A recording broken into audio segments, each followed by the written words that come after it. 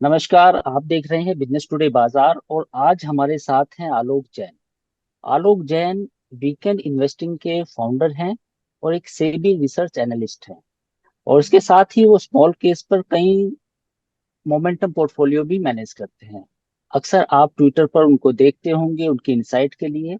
खासतौर पर वो कई मामलों में जैसे रियल एस्टेट, गोल्ड, इक्विटी, उस पे अपने अलग अलग तरह का एनालिसिस प्रेजेंट करते हैं। और जो उनके चाहने वाले हैं ट्विटर पर, वो उनकी उस इंसाइट को अ, कई बार काफी सराहना भी करते हैं और कई बार उनकी बातें मीडिया में हेडलाइन भी बनती हैं। तो आलोक जी, आप ट्विटर पर काफी सक्रिय हैं, नई नई इंसाइट लेके आते रहते हैं। तो पहला आपसे मेरा सवाल मोमेंटम इन्वेस्टिंग को लेके है, क्योंकि अक्सर ये कहा जाता है कि बुल मार्केट में एक काम करती है और फिलहाल जो भी हालात हैं ऐसे ही माना जाता है। तो मोमेंटम इन्वेस्टिंग बियर फेज में उतना अच्छा काम नहीं करती। तो आप इससे कितने सहमत हैं या असहमत हैं? थैंक यू अंकुर जी, मेरे को आपने प्रोग्राम में बुलाया। मेरा बहुत टाइम से मुझे लग रहा था कि मुझे आपसे कांटेक्ट करना चाहिए और मुझे प्रोग्राम में आपके आना चाहिए, क्योंकि आपकी व्यूअरशिप बहुत ज़बरदस्त है और मुझे उन व्यूअर्स को एड्रेस करना है। तो आपका क्वेश्चन जो है वो बड़ा पर्टिनेंट क्वेश्चन है, बड़ा इंपॉर्टेंट क्वेश्चन है। मोमेंटम इन्वेस्टिंग का जो एक मार्केट में एक आप कह सकते हैं कि एक व्यू बना हुआ है, वो ये है कि ये एक टाइप की ट्रेडिंग है, या एक टाइप का आप कह सकते हैं कि स्ट्रॉन्ग बुल मार्केट में ही चलने वाला एक स्ट्रेटजी है। लेकिन ऐसा नहीं है। अगर हम एक स्टेप थोड़ा बैक करें और देखें कि जब बुल मार्केट नहीं होती है, जब बेयर मार्केट होती है, तो कौन सी स्ट्रेटजी चलती है? तो स्ट्रेटजी, लॉन्ग ओनली स्ट्रेटजी अगर आपकी है कि आपको खरीद कर बेचना है, तो कोई स्ट्रेटजी नहीं चलेगी उस समय। और आपको एसेंशियली बुल मार्केट की वेट करनी पड़ती है, चाहे आप वैल्यू इन्वेस्टिंग कर रहे हो चाहे आप ग्रोथ इन्वेस्टिंग कर रहे हो। बुल मार्केट मोमेंटम ही आपको आपकी प्रॉफिटेबिलिटी निकाल के देता है उसमें। तो ये कहना एक तरह से गलत है कि मोमेंटम इन्वेस्टिंग काम नहीं करता है बेयर मार्केट में, but yes, during bear market वो या तो कैश में चला जाएगा हमारा पोर्टफोलियो, या वो जो एग्जिस्टिंग आपके स्टॉक्स हैं उसके जो स्ट्रॉन्गेस्ट स्टॉक्स हैं उस मोमेंट पे, वो उसमें शिफ्ट हो जाता है मोमेंटम। तो जैसे जब मार्केट गिरती है तो जो डिफेंसिव सेक्टर्स होते हैं, जो यूजुअली एफएमसीजी, यूजुअली आपका IT stocks, pharma stocks, usually वहां पर शिफ्ट होता है मोमेंटम। बट इस बार आईटी और फार्मा में इतना नहीं हुआ है। एफएमसीजी और पीएसयू बैंक्स पे, पब्लिक सेक्टर एंटरप्राइज, उस तरफ गया है ज्यादा। जी जी।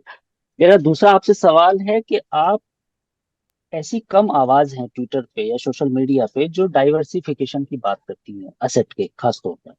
क्योंकि ज्यादातर लोग एक यूफोरिया में बात करते हैं, जब बुल मार्केट आता है तो इक्विटी की बात करेंगे और जब बियर मार्केट आएगा तो कहेंगे कि इक्विटी एक रिस्की एसेट है। लेकिन आप अक्सर गोल्ड की बात करते हैं कि हमें गोल्ड को भी इग्नोर नहीं करना। आपने, मुझे लगता है कि एक रिसर्च निकाली थी जिसमें आपने गोल्ड का रिटर्न भी दिखाया था अपने दर्शकों को, अपने व्यूवर्स को। दूसरा, आपने रियल एस्टेट के बारे में भी कई ऐसी ऐसी चीजें पेश की हैं या लोगों को इन्फॉर्म किया है कि रियल एस्टेट को भी आप राइट ऑफ नहीं कर सकते।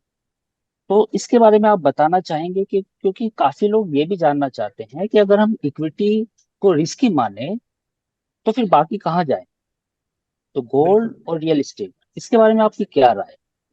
तो आई थिंक बहुत अच्छा आपका ये सवाल है, क्योंकि मोस्टली जो प्रोपोनेंट्स होते हैं, मैनेजर्स होते हैं, उनको इक्विटी प्रमोट करनी होती है, इसलिए वो दूसरी एसेट क्लासेस को थोड़ा प्रमोट नहीं करते हैं, या कहते हैं कि भाई वो यूजलेस हैं एसेट क्लासेस। लेकिन हर क्लास एसेट क्लास का एक रोल है।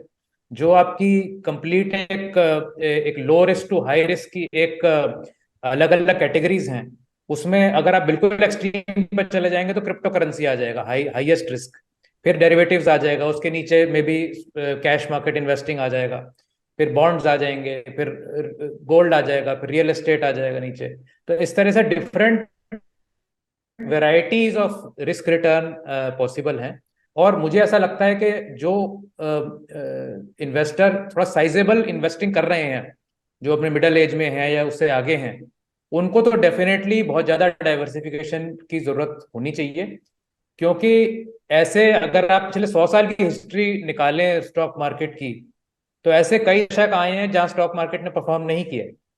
तो ऐसा हमें, क्योंकि एक पिछले 20 साल में एक बहुत इजी मनी मॉनेटरी पॉलिसी रही है, तो स्टॉक मार्केट हमेशा ही ऊपर गई है, यूएस की भी इंडिया की भी। तो ऐसा लगता है कि स्टॉक मार्केट ही ओनली एक एसेट क्लास है जो रिटर्न दे सकता है। लेकिन वो एक बहुत अच्छा एसेट क्लास है और उसकी रिटर्न बीट करना आसान नहीं है, लेकिन उसके साथ साथ उसको कॉम्प्लीमेंट करने के लिए आपको गोल्ड और रियल एस्टेट में जरूर इन्वेस्ट करना चाहिए। गोल्ड को आप एज एन एसेट क्लास आप ज्यादा तरजीह देते हैं। एक आपका स्टेटमेंट आपने जो ट्विटर पे कोट किया था, फरीजाद घोष का स्टेटमेंट था कि India is a multi decade opportunity. इस सेंटेंस को अगर हम अंडरलाइन करें तो एग्जैक्टली है क्या? क्योंकि ये जो बियर मार्केट बियर फेज जो आया है अक्टूबर 2021 के बाद, अब लोगों का कहीं ना कहीं रिटेल जो निवेशक थे जो बाद में आए थे कोविड के, वो भी थके हैं। उनको लगता है कि इतनी वोलेटिलिटी देखकर क्या करेंगे। और एफडी के रिटर्न आप देख रहे हैं इस समय 7 से 8% पर हैं। तो सोचते हैं कि भैया वहां पे इन्वेस्ट कर दें, रात को नींद तो अच्छी आई। तो आपको जो स्टेटमेंट पे, फिर से मैं उस स्टेटमेंट पे आता हूँ कि India is a multi decade opportunity. तो आप क्या कहेंगे वो निवेशक जो 2020 के बाद इस मार्केट में आए और एज ए डेकेड इन्वेस्टमेंट करना चाहते हैं कि अगले 10 साल में इसमें इन्वेस्टमेंट करना चाहता हूँ? तो डू यू थिंक दैट ये उन लोगों के लिए मौका है, या फिर उनको लिए ये मौका नहीं? देखिए, इक्विटी एक बहुत लॉन्ग टर्म गेम है। अगर शॉर्ट टर्म में हमें कुछ गेन मिल जाता है कभी, तो वो हमारी एक खुशकिस्मती की बात समझ लीजिए। क्योंकि जो एवरेज आपने अगर लॉन्ग टर्म में अगर स्टडी किया होगा मार्केट को, तो रिटर्न्स बहुत लंपी होते हैं कि 1-2 साल में बहुत रिटर्न आएगा और फिर अगले 2-4 साल में कुछ खास रिटर्न नहीं आएगी या नेगेटिव रिटर्न आएगी। तो इस तरीके से लंपी वे में चलती है हर एसेट क्लास ही, इस तरह से लंपी वे में चलती है एक्चुअली। अगर आप रियल एस्टेट भी देख लें, गोल्ड भी देख लें, कि 2-3 साल में कॉन्सेंट्रेटेड रिटर्न्स होगी और उसके अगले 2-4 साल में या तो रिटर्न होगी नहीं या कुछ नीचे जाएगा। तो इस तरह से वो एक एक एक वेव फॉर्म में चलता है जो रिटर्न पोर्शन होता है। तो जो लोग 2020 में आए, उन्होंने इतनी जबरदस्त एक वेव देखी उस समय, 1.5 साल तक, कि उसके बाद उस मार्केट को उसके पचाने के लिए, उसे खपाने के लिए ये टाइम ड्यूरेशन, टाइम करेक्शन एक तरीके की चल रही है। मार्केट अभी भी बहुत स्ट्रांग है मेरे हिसाब से। आप ये देखिए कि निफ्टी, बैंक निफ्टी, बड़े बड़े जो इंडेक्स हैं, मात्र 10% नीचे हैं अपने टॉप से। Yes, there are some stock, cash stocks which are down 40%, 60%, 80% also, लेकिन वो बड़े भी 8-8 गुना थे, 6-6 गुना थे। तो अगर हम विश्व की बाकी सारे इंडेक्सेस से कंपेयर करें, इंडियन मार्केट अभी भी रिलेटिवली बहुत स्ट्रांग खड़ी हुई है। और ये जो ग्लोबल हेडविंड्स हैं, वो थोड़ी सी जैसे ही ठीक होंगी, हमारी मार्केट फिर चलनी शुरू हो जाएगी। तो लॉन्गर टर्म व्यू 3-5 साल का रखना बहुत जरूरी है इक्विटी मार्केट में। क्योंकि उसके पहले अगर आपको कुछ मिल गया तो आप लकी हैं, अदरवाइज जी। ड्यूरेशन वही रखनी चाहिए। यानी आप मानते हैं कि ये जो आने वाला डेकेड है ये आप भारत के लिए अच्छा होने हाँ, ये तो मतलब ये जो भी स्टेटमेंट्स भी हैं और जो फैक्ट्स हैं हमारी इकोनॉमी के डेमोग्राफिक का जो हमारे को अब डिविडेंड जो मिल रहा है, और जो बाकी लार्जर इकोनॉमीज हैं वहां पर डेमोग्राफिक्स अब डाउन जा रही है, वहां पे ग्रोथ खत्म हो रही है। तो ये तो 100% कह सकता हूं मैं कि भाई एक, जी। अनलेस हमारी पॉलिटिकल सिस्टम में कुछ ऐसी बात ना आ जाए अगले 5-7 साल मैं में। मेरा अगला सवाल उसी से संबंधित है। आलोक जी, अगले साल इलेक्शन है, ये समझिए कि हमारे पास मार्च में इलेक्शन का अनाउंसमेंट हो जाएगा। मई में अगले साल दुनिया के सबसे बड़े लोकतंत्र में इलेक्शन होने जा रहे हैं। इस साल फेड ब्याज दरें कब घटाएगा ये भी तय नहीं है, यानी कि अमेरिका में जो ब्याज दरें घटनी थी उसका भी अंदाजा नहीं। तो ये दो बड़ी इवेंट्स हैं या दो बड़ी घटनाएं होने वाली हैं। इनको अगर आप कैलकुलेट करें या जो भी आपकी आप इस पे अपना व्यू देना चाहें, तो आपको बाजार को लेके आपका क्या व्यू है इन दो बड़ी घटनाओं को लेकर? मुझे ऐसा लगता है, जहां तक फेड का सवाल है, फेड ने बहुत जल्दी काफी रेट बढ़ा दिया है। और वहां पर अब ऐसा सिचुएशन आ गई है कि अब जिस रेट पर अब वो खड़े हैं, वो उसे मेंटेन कर लें अपनी इन्फ्लेशन को रोकने के लिए, तो भी बहुत ज्यादा गनीमत हो जाएगी। क्योंकि अब यहां से बढ़ने में चीजें ब्रेक डाउन होनी शुरू हो रही है। जैसा कि आपने देखा, कुछ बैंकिंग क्राइसिस भी आई वहां पर। अब यहां से आधा परसेंट, 1% भी अगर वो बढ़ गए, तो बहुत सारी चीजें कहीं ना कहीं कुछ क्रैक्स डेवलप हो गए हैं, जो फेड को भी मेरे ख्याल से पता लग गया है कि भाई अब ज्यादा फर्दर रेट हाइक नहीं हो पाएगी। तो मेरे को लगता है कि उसको देखते हुए इंडियन मार्केट में भी आरबीआई भी शायद रेट अब नहीं बढ़ाएगी। इन्फ्लेशन हमारी भी काफी कंट्रोल में, तो हमारे एंड पे काफी एक स्मूथ चल रहा है जो इकोनॉमी चल रही है ना। अगर आप देखें, जैसे मैंने पीछे भी कुछ ट्वीट्स करी थी regarding housing, regarding purchase of motor vehicle, तो काफी कुछ इकोनॉमी एक तरह से ठीक भी चल रही है।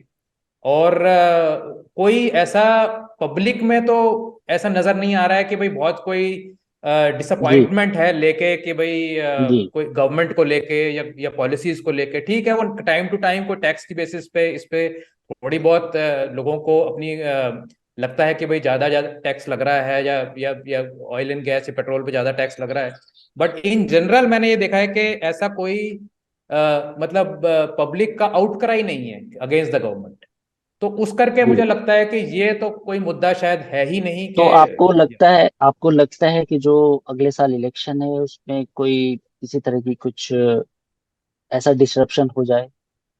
ऐसा लगता मेरे को तो ऐसा बिल्कुल नहीं लगता है, क्योंकि मुझे लगता है कि काफी अच्छी पॉलिसीज गवर्नमेंट की बनी हुई हैं, उसके ऊपर स्मूथली सी चीजें चल रही हैं।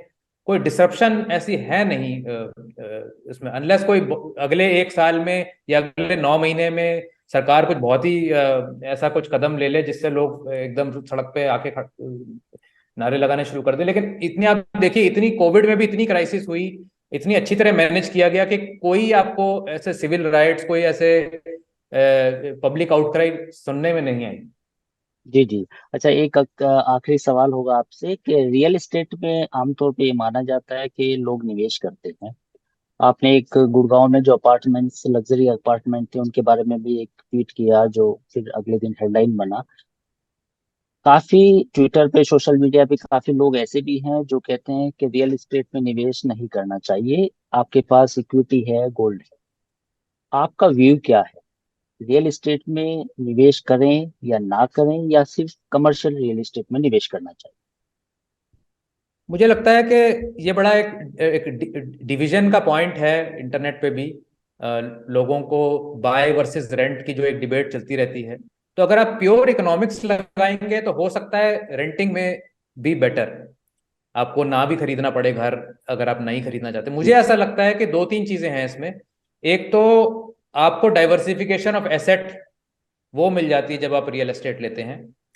दूसरा, जो आप होम लोन लेके अगर आप रियल एस्टेट खरीद रहे हैं, तो एक आपको बहुत ज्यादा सेफ वे में एक आपको लिवरेज मिलती है। नॉर्मली हम देखते हैं कि जब भी हम लेवरेज लेते हैं इक्विटी मार्केट में डेरिवेटिव्स के लिए या इस चीज के लिए, तो वो एक हाई रिस्क लेवरेज मानी जाती है। जब आप घर के लिए अपने होम लोन लेते हैं तो एक ऑलमोस्ट एक गिवन है कि आपका घर धीरे धीरे अप्रिशिएट करेगा, 5 7 8% साल का appreciate over a long period कर जाएगा CAGR। तो वो जो लेवरेज है वो गुड लेवरेज है इन अ वे, जहाँ के आपका बेस बन जाएगा और आप धीरे जी धीरे आप डिसिप्लिन्ड होंगे कि हर महीने आपको EMI देनी है। लोग ये कहते हैं कि वो जी EMI ना दे के मैं रेंट दे दूं तो मैं और चीजें खरीद सकता हूँ, लेकिन नॉर्मली ये होगा कि अगर आपका होम लोन है तो आप EMI देने के लिए आप डिसिप्लिन रहेंगे। लेकिन अगर आप वो नहीं होगा तो हो सकता है आप किसी और चीज में पैसे उड़ा दें, वो सेव ही ना करें पैसे को। जी तो जी उस पॉइंट ऑफ व्यू से जो उसका एक इमोशनल और जो एक वैल्यू है कि भाई आप अगर आज आज को आपके साथ कोई हादसा हो जाता है तो आपकी फैमिली कहाँ जाएगी, वो जो चीजें हैं वो इकोनॉमिक्स में नहीं तोली जा सकती। मतलब वो जो एक है ना कि भाई at the back of your mind आप एट पीस है कि मैं अपनी छत के नीचे बैठा हूँ। तो जी वो जो एक चीज है वो क्वांटिफाई करनी और इकोनॉमिक वैल्यू निकालनी उसकी इम्पॉसिबल। तो इसलिए मुझे ऐसा लगता है कि बोथ फ्रॉम डाइवर्सिफिकेशन पर्पस और from peace of mind purpose real estate में जरूर इन्वेस्ट करना चाहिए। जी। आलोक जी, बस एक आखिरी सवाल होगा, आपने इतना वक्त दिया है। सवाल ये है कि एक बहस आपने जो बताई रेंट वर्सेस ओनरशिप की, वो है, लेकिन एक बहस और चल रही है आजकल, जो है index fund versus mutual fund. इस बहस में आपको क्या लगता है कि क्या हमारा मार्केट अमेरिका जैसा हो गया है, जहाँ पे इंफॉर्मेशन सबके पास होती है तो हम मानते हैं कि जो हमारा बेंचमार्क है उतना रिटर्न आ जाएगा तो कोई बुरा नहीं है? या आपको लगता है कि यहाँ पे अभी और अल्फा जनरेट हो सकता है भारत में? देखिए, सवाल आपका बहुत अच्छा है। मुझे ऐसा लगता है कि जो इंडेक्स की फाइनेंशियलाइजेशन यूएस में हुई है, जिस तरीके के प्रोडक्ट्स वहाँ अवेलेबल हैं इंडेक्स को लेके, जी हजारों ETFs अवेलेबल हैं, इनवर्स ETFs अवेलेबल हैं। हमने तो अभी वो सब कुछ, मतलब एक तरह से we have just scratch the surface, कि हमारे पास तो गिने चुने कुछ इंडेक्स के ऑप्शंस हैं। तो मुझे ऐसा लगता है कि इंडेक्स में अभी बहुत ज़्यादा इसकी डाइवर्सिफिकेशन ऑफ प्रोडक्ट्स होने की ज़रूरत है इसमें। और दूसरा जो सवाल है एक्टिव वर्सेस पैसिव इन्वेस्टिंग का सवाल है एक्चुअली में, तो ये तो जब पोस्ट कॉस्ट अगर आप देखते हैं कि over a long period of time अगर फंड मैनेजर्स नहीं अगर इंप्रूव कर पा रहे इंडेक्स के ऊपर, तो ग्रेजुअली वो पैसा धीरे धीरे इंडेक्स की तरफ प्रेडोमिनेंटली जाना शुरू हो जाता है। और वो सब जगह ही होता है, मतलब वो यूएस में ही नहीं हो रहा, वो इंडिया में भी धीरे धीरे होगा जब लोग over a period of time देखेंगे कि भाई मेरा इंडेक्स से ज्यादा रिटर्न आया या जी नहीं आया। और इंडेक्स जी रिटर्न मैं मानता हूं कि जैसे अभी पिछले अगर 10-15 साल का देखें आप, निफ्टी का शायद 11 से 12% के बीच का है, जी सब डिविडेंड्स वगैरह सब मिला लें, तो वो एक बुरा रिटर्न नहीं है। पता नहीं उसको क्यों ऐसा एक दर्शाया जाता है कि भाई इंडेक्स रिटर्न तो कुछ भी नहीं है। मतलब जैसे इन्फ्लेशन आपकी अगर 6 से 8% चल रही है अंदाजन over a long period of time, और आप 12% कमा पा रहे हैं, तो मेरे हिसाब से बहुत अच्छी कंपाउंडिंग है, उसमें कोई बुराई नहीं है। लेकिन कुछ और स्ट्रेटजी यूज करके, कुछ और उसको स्ट्रक्चर्ड वे में उसको अप्रोच करके अगर आप 12 के 14-15 कर लेते हैं तो वो भी बहुत अच्छा है इन दैट जी सेंस। जी जी। थैंक यू आलोक जी, आपने हमसे बात की, बिजनेस टुडे बाजार से आपने बात की, और आगे भी थैंक यू आप सर। हमें समय देते रहिए। Thank you very much. Thank you uncle जी। वीडियो पसंद आया तो हमें लाइक, कमेंट, शेयर और सब्सक्राइब जरूर करें।